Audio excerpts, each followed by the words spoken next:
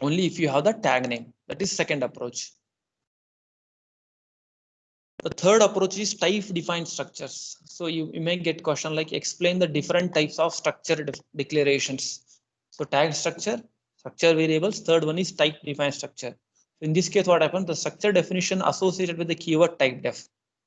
So we use keyword called type def or type definition. Due the new data type, we are trying to define our own type by using the structure keyword, and that is called as type defined structure. So there are again two methods in this one. In first method, what happens? Type def keyword is must. So type def keyword is must. So what this type def says here is, I am going to define my own structure definition. I'm going to define my own structure definition, and structured keyword is must. If you remember, the same body is being taken here. The same body is being taken, but for that we are giving some new name. For that we are giving some new name. So what is that new name? Student is the name. Student is the name what we are trying to give. I'll take this entire thing to this location for better explanation, right? Good. 1 second. Right? Type def struct. So struct keyword is mandatory like earlier, and this is what is type definition. So this is the keyword which is used for type defining the structure or creating type defined structures or creating type defined structures. Right? Name, roll number, average marks are as it is. Now this is where is the new name. This is where is the new thing. What we are trying to do here is, for this entire structure definition, I am giving some new name called student. That is called is where we are defining new name for that. We are giving some new name for that. What is that new name? This whole thing, whatever I am drawing now, this whole thing is being given with the new name. What is that new name called? Student. Like you can call it as this for this whole thing. If you want to declare an integer variable, you use the help, you take the help of integer keyword and you write it as int a.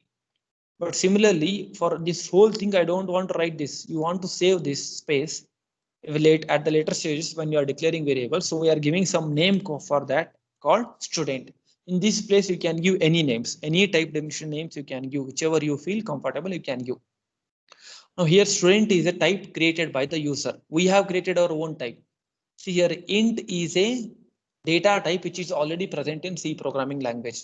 Whereas this is our new data type what we have created now.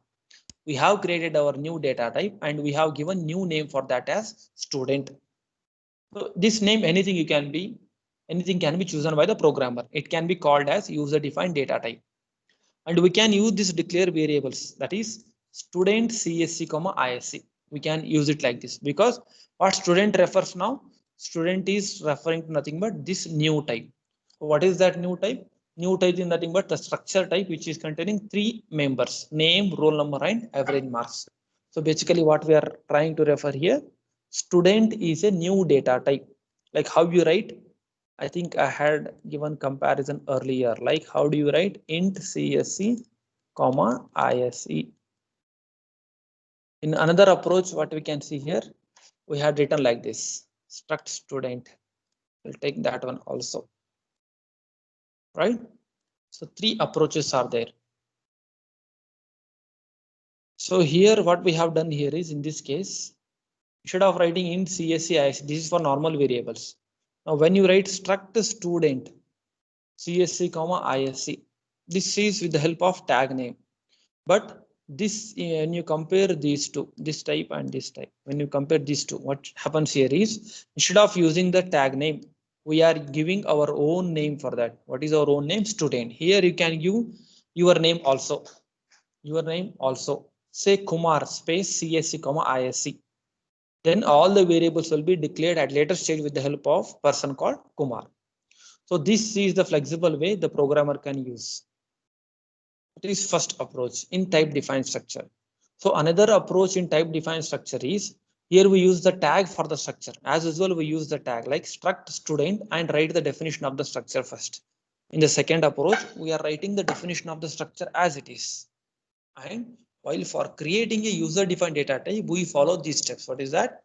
Then use the type defined structure, type defined keyword, struct student, this one, struct student, then give the name called student. So this is the next approach. This is the next approach. Here one extra step is being followed in this approach. So what we do in this second approach here is, so first thing is, as usual, we create the structure. First, as usual, we define the structure. This is first step. Second step, what we do, we use type defined keyword. I am going to give new name. New name for what? New name for this struct student. That means I am trying to give new name for this. In the first step, I am declaring, I'm defining a structure. And the second step, I am trying to give new name. I want to give new name for what? Struct student. And what is that name? I want to give a name called student. I want to give a name called student. So this is what is second step. First step, write the structure definition. Second step, use type define keyword. And third step, declare the variables. Declare the variables. So this is what is the third step.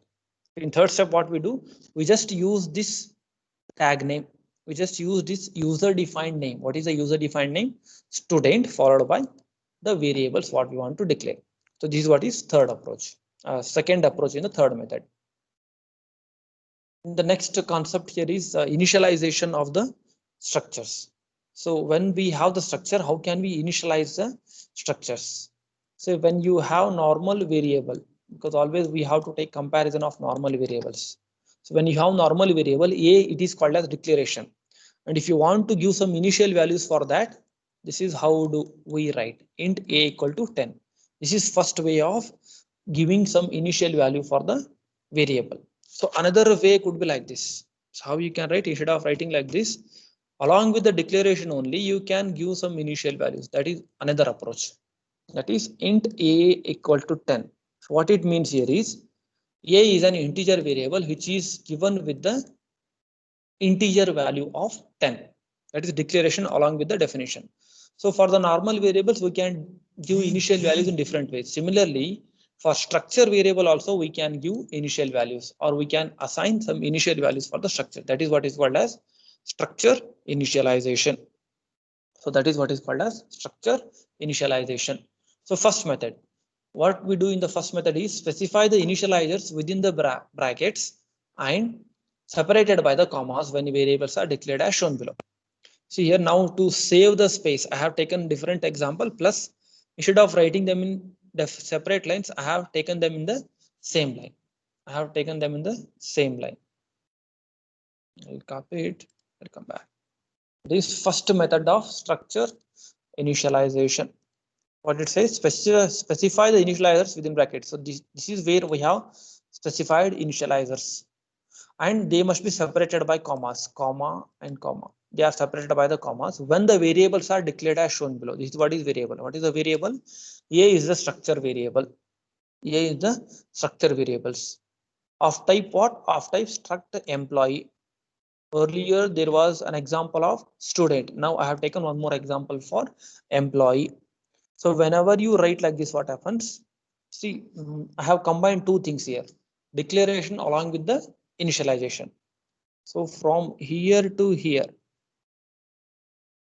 this much. So what this body says, this is what is declaration. A is a variable, structure variable, and this is what is giving some initial values for those variables. These two are combined together. These two are combined together. So when you write only this much, what happens? A is a structure variable which contains three fields. A is a structure variable which contains three fields. What are the three fields? First field is name. I am writing only short form because I am drawing with the mouse. This is what is first member. Second member is salary, and third member is ID. Third member is ID. So this is referring to name, and this salary is referring to second member, and this ID is referring to third member. ID is referring to third member. So this is what is declaration. Now, once you ignore this blue line and red line, once you write all these together, so once you write all these together, say for example, A is a structure variable for which the name member is getting an initial value of Venkatesh. So this initial value will be assigned. So this will be stored in this location. 95,000 salary will be stored in this location. Then ID will be stored in this location. ID will be stored in this location. So this is what is happening. So what is happening? So when we are trying to declare and initialize the structure variables, declare and initialize the structure variables. I hope the things are clear. Any doubts till now?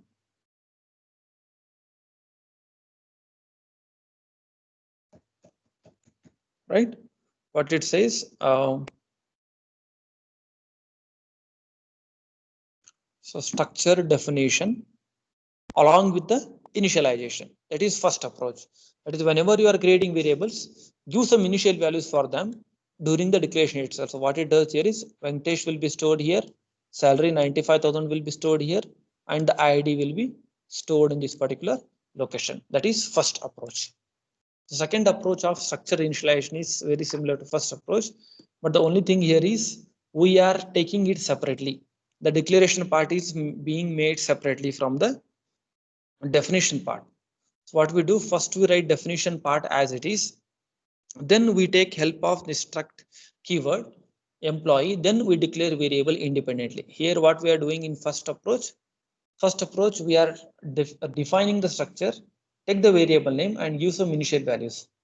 Here in the second approach we are defining the structure independently. So this part is different here.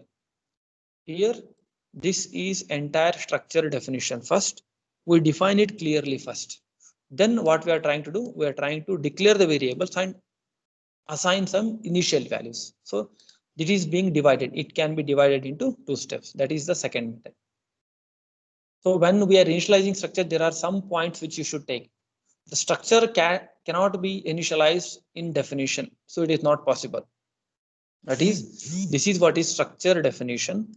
This is what is structure definition. And when we have the structure definition, right? So when we have the structure definition, it is not possible for us. When we have structure definition, these are the members of the structure, name, salary, and ID. But what is happening here is whenever we are writing the normal members, along with that, we are trying to give some initial values for that. This is not right way. This is not correct way. Salary is a member which is being assigned with the value 20,000. So this is not the right way. So it is not possible. So it is against the rules of structures. Right? The values are assigned various members in order specified from the first member. So they must be assigned from the order. That means when I say this example, the left to right order will be followed for the member starting from first to last. So name is the first member of the structure. Salary is the second member of the structure. ID is the third member of the structure. And when you are initializing them, they will get the values in the same order. That is, first value will be assigned to first member. Second value will be assigned to second member. Third value will be assigned to third member. So the order will be followed. So during partial initialization, the remaining members will be getting the default values. Say for example, I have made only these initial values. Employee structure is containing how many members? Employee structure is containing name, salary, and ID. 3 members are there. That means you should give 3 initial values when initializing. But say for example, I have written like this, only I have given only one initial value. So this will be assigned to name.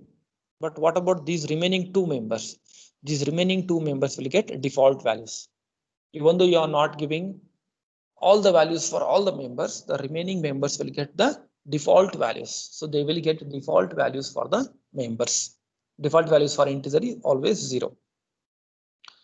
The another method to be another point to be concentrated is initialization. While you are initializing, the number of initializers should not exceed the number of members.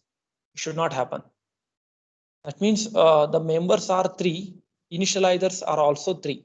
So you cannot write one more initializer like comma 5. No, the number of destinations and the number of, so they must be equal. So initializers and members, they should be equal. They should not be difference between the number of initializers and the members. So during initialization, there is no way to initialize the members in the middle of a structure without initializing the previous member. So middle initialization cannot be possible. That is, if you want to skip this member and you want to assign only this member 95,000 to salary, it is not possible. You want to skip and assign only these two. If you want to skip this part, it is not possible in structure. That means member initialization should be done from first member onwards, first member to last member. That is a predefined rule. And how do we access the members of a structure? We can access the members of a structure by using special operator called dot operator. That is also called as member access operator. That is which member you want to access, followed by the dot operator, the name of the structure variable, followed by dot operator, followed by the member. Say for example, I have written